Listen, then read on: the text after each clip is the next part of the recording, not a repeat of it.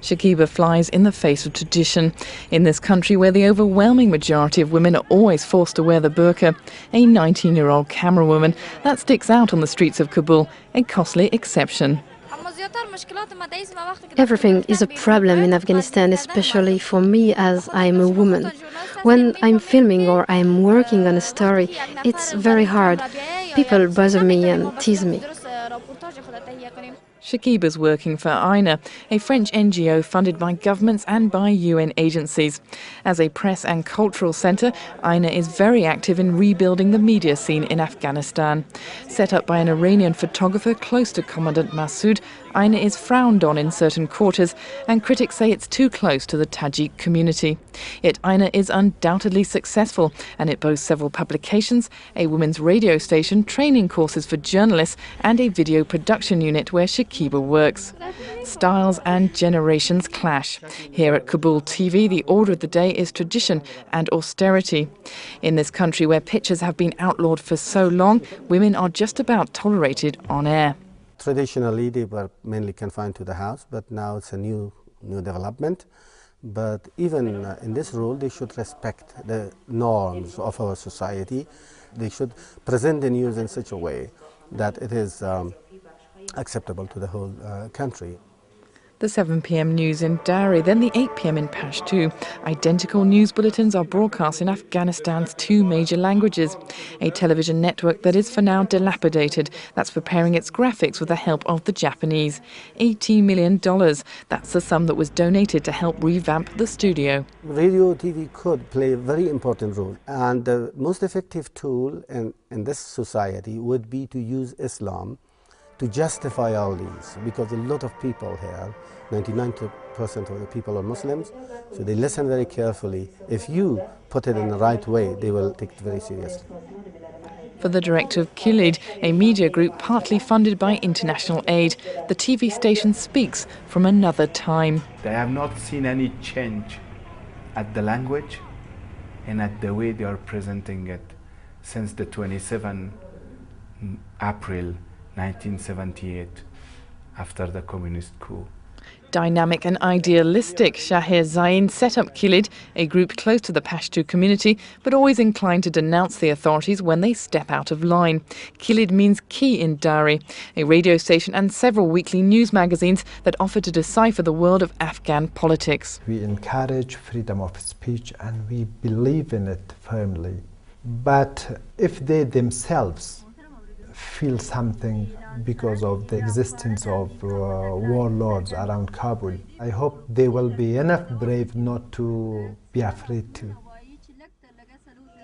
Afghan journalists are under pressure. Several Khalid reporters have even received death threats. Freedom is a culture, and the media build this culture.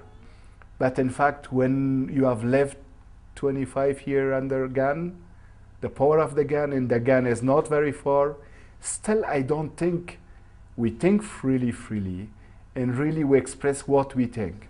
An opinion shared by Marion Canute, the Deutsche Welle trainer that returns intermittently to work with journalists at TV and Radio Afghanistan. I think journalism is a much more dangerous business here, as it is in any post-conflict situation. And it will take a while before, first of all, it evolves to the level where their thinking is critical and where they find a way to give a balanced story even within the constraints. It's not easy to have a balanced outlook in a country that has just emerged from 25 years of war. To date, there's no independent media. All are under some type of influence, ethnic, tribal or political. To train a whole generation of journalists, like here in the studios of Radio Free Europe, an impressive challenge. The years of conflict have decimated the profession. There's a thirst for information here. We have constitutional lawyer jurgers, we have elections coming up. Everyone wants to know what goes on, and education is going to be vitally important here. Every radio station here will have to do stories about how to vote, what is voting. Don't worry, you can vote secretly without someone threatening you. That's going to be part of the programming to explain to people. In a country where nearly 80% of the population is illiterate, the role of local radio is essential. This is very clear to the UN. That's why it's getting mobile radio stations in remote regions up and running. What we did was to fund what we call a mobile radio, Kunduz, which is basically a van with a tape recorder, a loudspeaker and amplifier.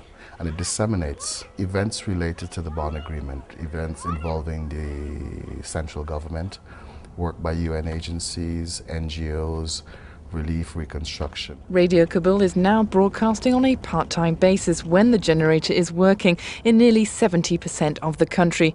But the two services that cover most of Afghanistan are the BBC's and the Voice of America's Dari and Pashto programs.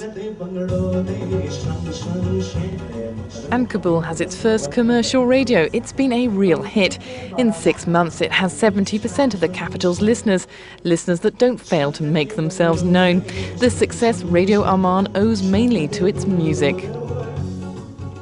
Listening to Radio Arman, watching the small screen, a vision of hope. That's also what Nazir was looking for when he bought a television. It was the first thing he bought when he got his first salary. Television is very important. We bought it because in the last 20 years this country was at war. We suffered a lot. I bought the television because of the programs. We have comedy, Indian films, news and entertainment programs. As we are very sad and depressed, we bought the television to forget our sorrows. Television offers accessible entertainment, one evening in two on days when there's electricity. 2 years after the fall of the Taliban, there are still grey areas in Afghanistan's media landscape. Not enough money and technical resources, but also because insecurity reigns, particularly in the south of the country. In Kabul, the media is enjoying a fresh breath of life, much like the Nazir family.